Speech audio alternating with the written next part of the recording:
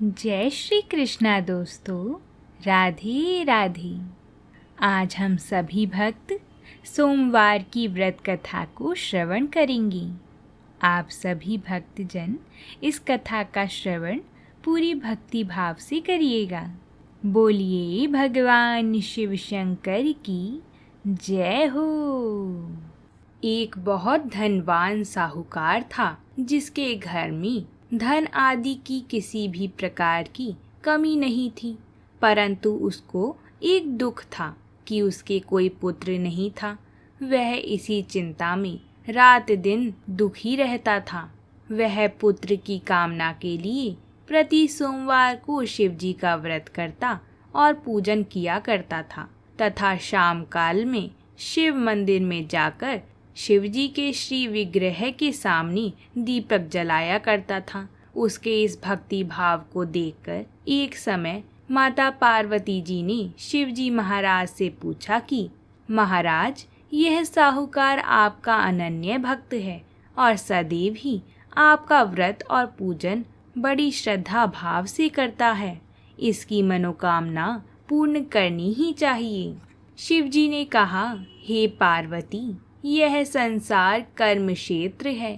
जैसा किसान खेत में जैसा बीज बोता है वैसा ही फल काटता है, उसी तरह इस संसार में प्राणी जैसा कर्म करते हैं वैसा ही फल भोगते हैं। पार्वती जी ने अत्यंत आग्रह से कहा कि महाराज, जब यह आपका अनन्य भक्त है और इसको अगर किसी प्रकार का दुख है तो उसको अवश्य दूर करना चाहिए, क्योंकि आप सदैव अपने भक्तों पर दयालु होते हैं और उनके दुखों को दूर करते हैं। यदि आप ऐसा नहीं करेंगे तो मनुष्य आपकी सेवा तथा व्रत श्रद्धा पूर्वक नहीं कर पाएंगे। पार्वती जी का ऐसा आग्रह देखकर भगवान शिव कहने लगे, हे पार्वती, इसके कोई पुत्र नहीं है। उसी चिंता में यह अति दुखी रहता है। इसके भाग्य में पुत्र ना होने पर भी मैं इसको पुत्र की प्राप्ति का वर देता हूँ, परंतु यह पुत्र केवल 12 वर्ष तक ही जीवित रहेगा। इसके पश्चात वह मृत्यु को प्राप्त हो जाएगा। इससे अधिक और कुछ मैं इसके लिए नहीं कर सकता। यह बात जब साहूकार को पता चली तो उसे ना ही प्रसन्नता हुई और ना ही दुख हुआ। वह पहले जैसे ही शिव जी महाराज का व्रत और पूजन करता रहा। कुछ काल व्यतीत हो जाने पर साहूकार की स्त्री गर्भवती हुई और 10वें महीने में उसके गर्भ से एक अति सुंदर पुत्र की प्राप्ति हुई। साहूकार के घर में बहुत खुशियां मनाई गईं, परंतु साहूकार ने उसकी केवल 12 वर्ष की आयु जानकर कोई अधिक प्रसन्नता प्रकट नहीं की और ना ही किसी को भेद ही बताया।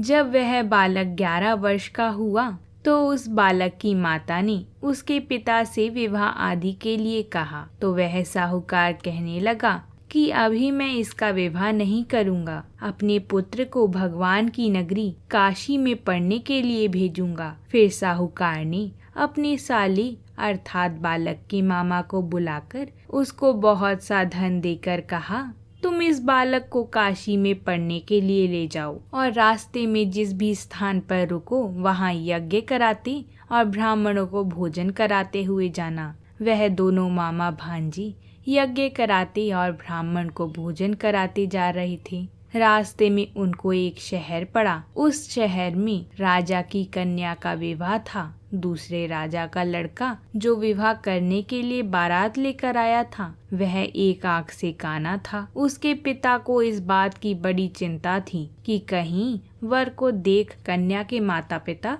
विवाह में किसी प्रकार की अड़चन पैदा ना कर दें। इस कारण जब उसने अति सुंदर सेठ के लड़के को देखा तो उसने मन ही मन में विचार किया कि क्यों ना दरवाजे के समय इस लड़के से वर का काम चलाया जाए। ऐसा विचार करके वर के पिता ने उस लड़के और मामा से बात की तो लड़के का मामा राजी हो गया। फिर उस लड़के को वर के कपड़े पहना तथा घोड़ी पर चढ़ा दरवाजे पर ले गए और सभी कार्य प्रसन्नता से पूर्ण हो गए। फिर वर के पिता ने सोचा कि यदि विवाह कार्य भी इसी लड़के के साथ करा लिया जाए तो क्या बुराई है। ऐसा विचार कर लड़के और उसके मामा से कहा, यदि आप फेरों और कन्यादान के काम को भी करा दें तो आपकी बड़ी कृपा होगी। मैं इसके बदले में आपको बहुत सा धन दूंगा। तो उन्होंने स्वीकार कर लिया। विवाह कार्य भी बहुत अच्छी तरह प्रसन्नता पूर्वक हो गए। परंतु जिस समय लड़का जाने लगा तो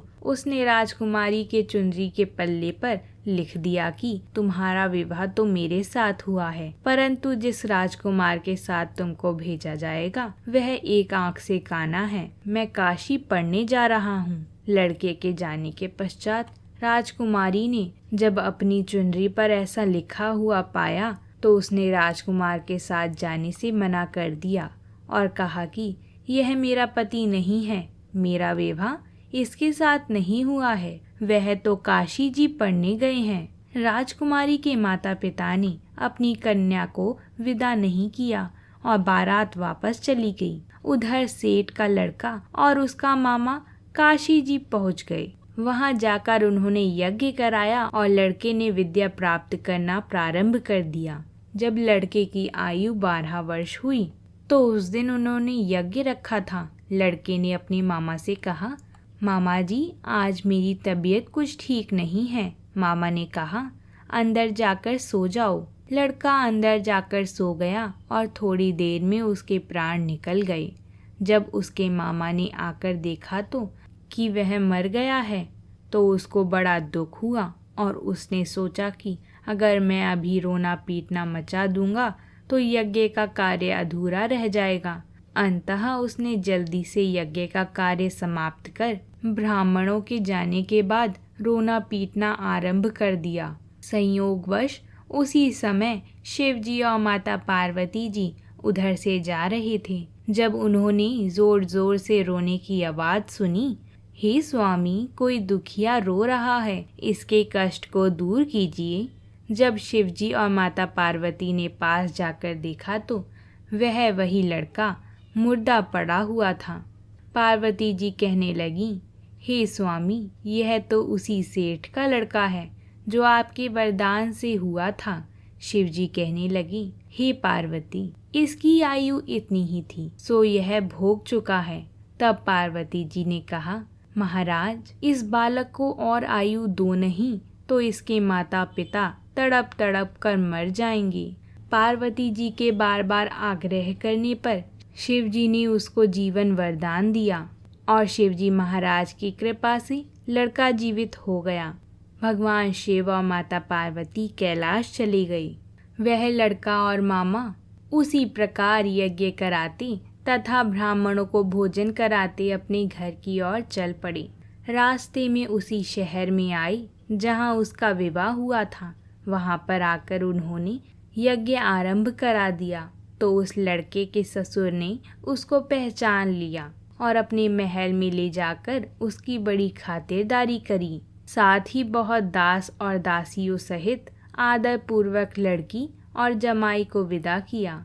जब वह अपने शहर के निकट आई तो मामा ने कहा, मैं पहले घर जाकर खबर कर देता हूँ। जब उस लड़के का मामा घर पहुँचा तो लड़के के माता पिता घर की छत पर बैठे थे और यह प्रण कर रहे थे कि यदि हमारा पुत्र सकुशल लौट आया तो हम राजी खुशी नीचे आ जाएंगे, नहीं तो छत से गिरकर ही अपने प्राण दे देंगे। इतने में उस लड़के के मामा ने आकर यह समाचार दिया कि आपका पुत्र आ गया है। तो उनको विश्वास नहीं हुआ। उसके मामा ने शपथ पूर्वक कहा कि आपका पुत्र अपनी स्त्री के साथ बहुत सा धन लेकर आया है। तो सेठ ने आनंद के साथ उसका स्वागत किया और बड़ी प्रसन्नता के साथ रहने लगे। इसी प्रकार से जो भी सोमवार की कथा को सुनता है या सोमवार व्रत को धारण करता है अथवा इस कथा को पढ़ता या सुनता है, उसकी समस्त मनोकामनाएं पूर्ण हो जाती हैं। बोलिए भगवान शंकर की जय। बोलिए माता पार्वती की जय। अगर आप सभी को ये कथा पसंद आई है तो वीडियो को लाइक ज़रूर करें, साथ ही चैनल को सब्सक्राइब भी ज़रूर कर लें। हम आप सभी के लिए ऐसी ही व्रत से जुड़ी कथाएं लाती रहती हैं।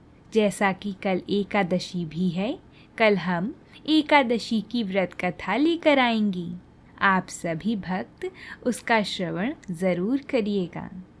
तो प्रेम से बोलिए भगवान शंकर की जय हो।